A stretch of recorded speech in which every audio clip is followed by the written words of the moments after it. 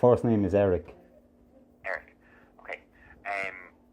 Yeah, no, look, so basically, look, sorry to hear about your previous experience with my colleague, but look, you know, we all work with people, and I might agree with what he says either, you know, so, like, just so you know, like, if I do go along on Sunday, it's not me there to paint a bad picture on anyone, do you know what I mean? Yeah, I get that, but we've also heard that, Kyle, and you have to take it from our position.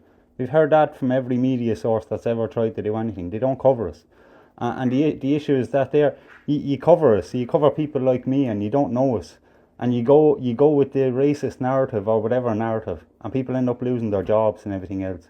And you have the far left crowd that are there, the likes of Joan Quirk, known in the town. You have Una Dunphy, you have Mary Roach, you have elected councillors, you have former elected councillors, and they're running around and they're portraying this narrative as well. They're actively ringing people's jobs. So, I mean, yeah, you have to look at it from our perspective. No, and you know what, I get that. Like, you're just concerned about the country in general, you know, and I get that, you know.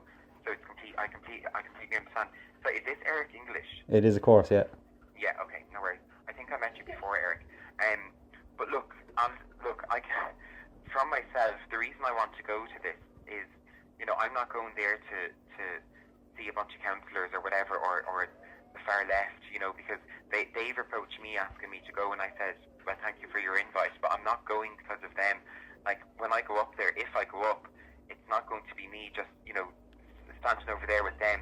So, like, what happened the last time with Damien?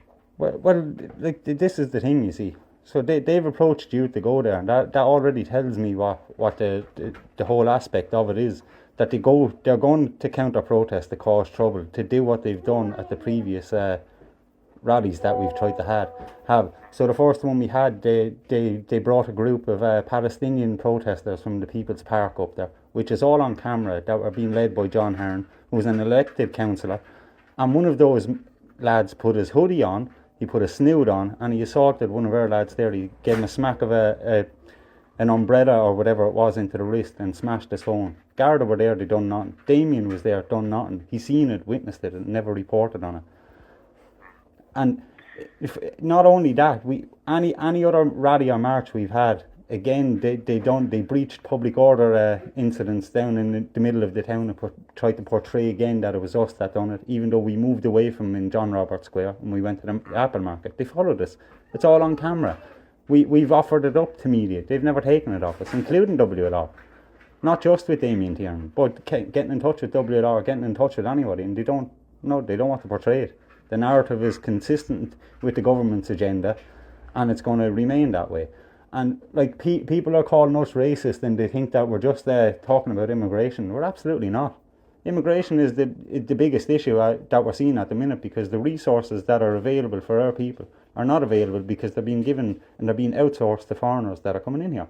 That's fact. Yeah, no, and listen, I'm not saying I agree or disagree with you, but I do understand what you're saying. Look, I can't speak for other colleagues, you know what I mean? But one thing I can say to you is, when I decided to become a journalist, because, you know, the journalists don't decide to go into this field of work for nothing. It's a hard enough job. But I always, when I'm doing my interviews, I'm impartial. And, you know, what I'm saying to you is, if you were to speak to me, I can give you my word, and if you wanted to record it, you can. I wouldn't be making a headline saying, you know, far right protests takes place in Ballybricken kind of thing. You know, I do want to hear your concerns. Yeah, well, look, what I'd say to that is I wouldn't be in a position just here individually to speak on everyone's concerns anyway.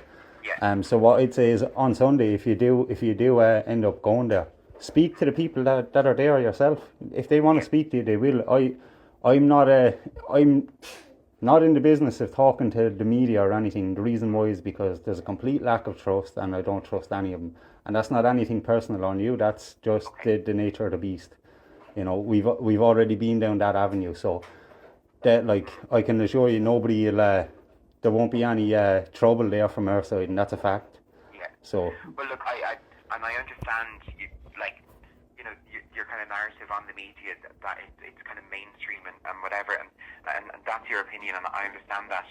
But me personally, I want to hear all sides. You know, I'm not just going to go up there with a microphone and speak to, Aim 2 and No, you're right. with Mary Roach and all that, So But I do want to hear both that's sides. what we want. That's what we wanted. We wanted people to listen to our concerns and listen to what we have been trying to say. Except for the media, most of the media, 99% of them have turned their backs and walked away from us and spin their own narrative.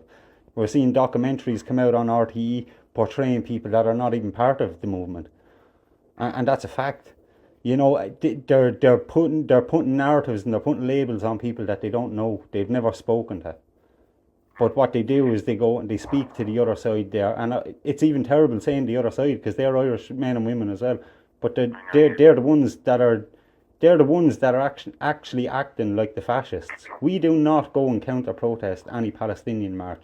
We don't go and counter protest an Africa Day or anything because we're not racists like what's being portrayed. We're here for our country. That's it. Yeah. No, and I get, look, I get you, Eric. I do 100%, and look, you're just concerned, and everyone has the right to be concerned in their own country, so I completely know what you mean. But look, I was hoping to go along on Sunday anyway.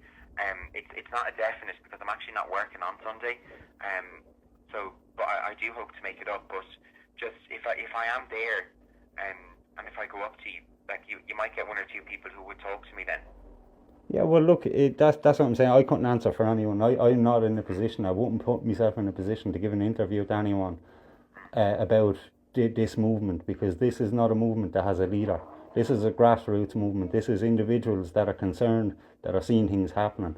So I can't speak for the person next to me. They can speak for it. One person may speak more extreme than the next. That's human beings. You know what I mean? And I get what you mean. It's a trust issue here, and I get that because people's jobs are on the line, and I can tell you now, I'm not going to if I do interview someone from your side, if you want to call it that, it's not going to be me putting up an article saying, this person is anti this, anti that. It would be portrayed as what it is. This person in whatever says X, Y, or Z, and I do know what you mean about a lot of the other media organisations that do spin things. But just me personally as a journalist, I'm not here to do that at all. Well, no, look, I appreciate that, and as I said, you'll be more than welcome to speak to people there on Sunday. That's your right as a journalist anyway. We're not on the habit of stopping people with their right to free speech either. So if you want to go and speak to people, you won't have a block on our end, and that's a fact. I didn't interview you before, Eric. Did I interview you before, Eric, or was that maybe someone else? It was in 2022. It was at a protest in town. I'm not sure. It could have been. I'm not sure. I know I spoke to somebody at the Apple Market. I don't know if it was yourself or it was someone else. I don't recall speaking to yourself. To be honest, I do recall asking WLR if they wanted to have a chat, but they didn't want to. But it wasn't you personally, so. And just to know as well, even though I work with other journalists, and I know the public would have a view of, each organisation being the same, but each journalist would be unique in themselves into how they do things and stories they write. So, what I'm basically saying is, what happened with Damien, but something like that certainly wouldn't be happening with me. I wouldn't be laughing at anyone like that, Yeah, well, look, I appreciate that, and as I said, I know it may not be you personally, WLR, the media have created that issue of mistrust. You know what I mean? So that has to be accepted. And that's not just here individually here with me. That's across the board with everybody. No, I get that. Well, look, I hope to maybe change something along the lines of that if I do appear on Sunday. I'm just asking for a chance to have a chat and just, give me the chance to do a story on it, but portray each side equally. Do you know what I mean?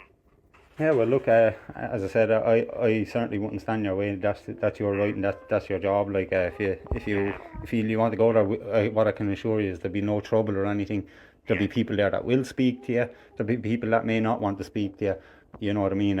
But what I'd ask is if you are going there and if you're speaking to people, It needs to be portrayed honestly, and Yeah. the name calling has to be dialed down. That can't happen because people are not getting that avenue. Like, you want the chance to be able to portray both sides. Well, the other side that's going down there to counter protest, you'll be lucky if you have even a minute to be able to speak to anybody, because they're the ones that stop free speech. They're the ones that are stopping the discussion that we've ended up having to go to the streets and have protests to try make people aware that we're here. And look, some of it gets ugly, some of it may not be ugly, but that's the climate that's after being put there by the government, by the media, and by these NGOs and by these people out on the streets that are going into other communities saying that people are welcoming them and changes are to happen, and they don't live anywhere near it.